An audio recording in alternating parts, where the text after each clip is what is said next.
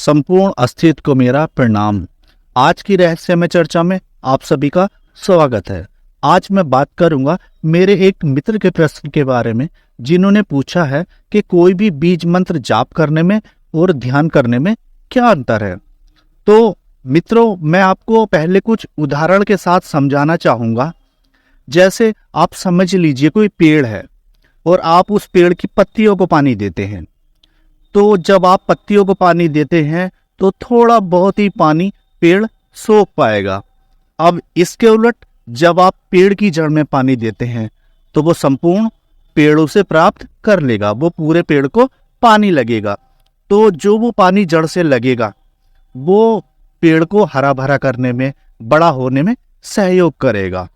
सर्वप्रथम आप ये समझ लीजिए, बीज मंत्र और ध्यान में यही अंतर है। बीज मंत्र में आप पेड़ की पत्तियों को पानी दे रहे हैं और ध्यान में आप पेड़ की जड़ को पानी दे रहे हैं। बीज मंत्र में और ध्यान में सिर्फ इतना ही अंतर है कि आप एक घर को अंदर से जाके देखिए तो आपको पूरा घर नजर नहीं आएगा, और अब आप घर के बाहर खड़े होकर घर को देखिए तो आपको पूरा घर नजर आएगा। बस इतना ही अंतर बीज मंत्र और ध्यान में है।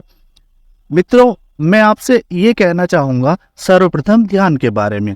देखिए, ध्यान शुरू तो विधियों से किया जाता है, लेकिन जब ऐसी स्थिति साधक के साथ आ जाती है कि उसे विधि भी छोड़नी पड़ती है, वो छोड़ी उस स्थिति में जाती है जब साधक के भीतर साक्षी भाव का उदय हो जाता है और साधक साक्षी भाव में रहने लगता है।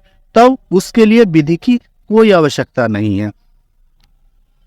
आप सभी से मैं यही कहना चाहूंगा, देखिए मित्रों, खिड़की से आकाश को देखना और बात है और छत से आकाश को देखना और बात है।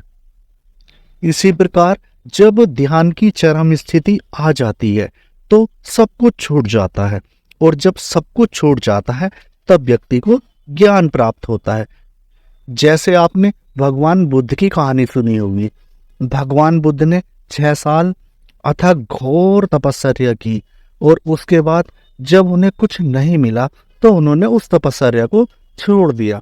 जिस रात उन्होंने मन में ऐसा प्रण किया तो उसके बाद उसी रात में उन्हें बुद्धत्व की प्राप्ति हुई, उन्हें ज्ञान की प्राप्ति हुई।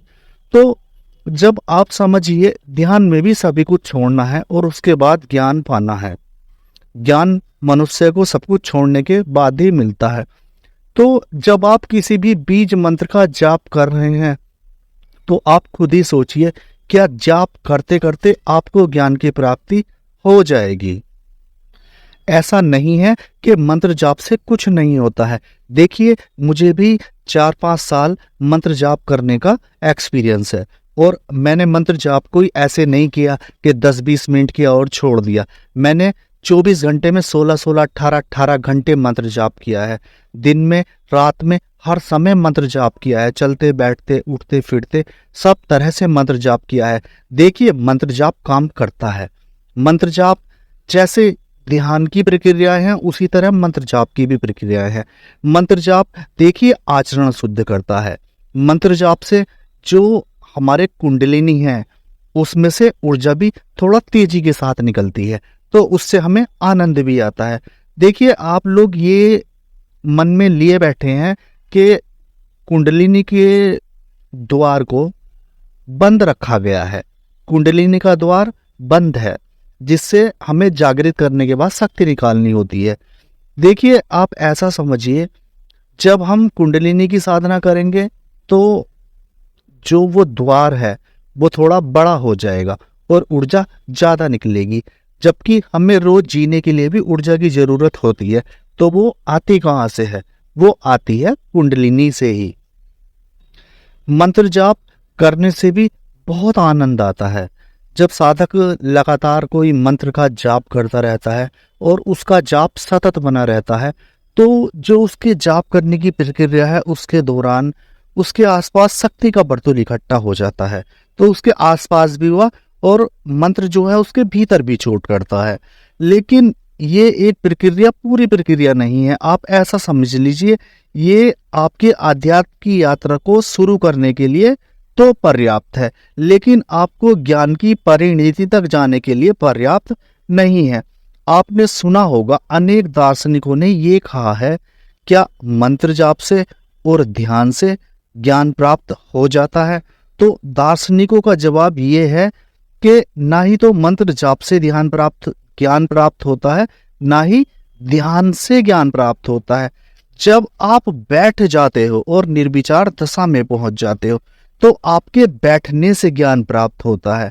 तो कहने का मेरा जो सार है वो ये है कि जब ध्यान करते करते भी ऐसी चरम स्थिति आ जाएगी जब सब कुछ छूट जाएगा, तो ज्ञान की प्राप्ति होगी।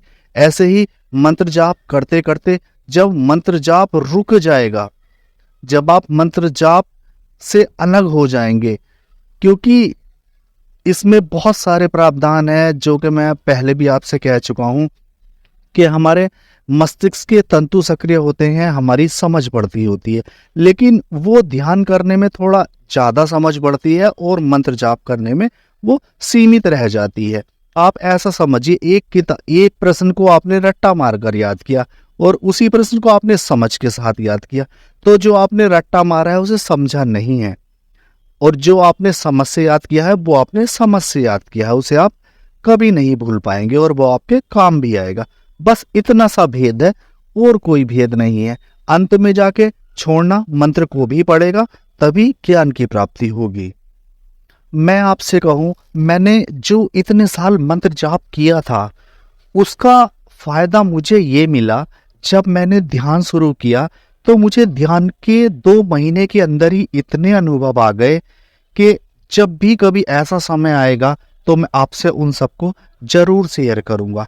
कहने का सार ये है, मंत्र भी बेकार नहीं जाएगा, लेकिन लगातार सतत करते जाना है। उसके बाद आपको खुद समझ आएगी, खुद रास्ता मिलेगा कि आपको करना क्या है।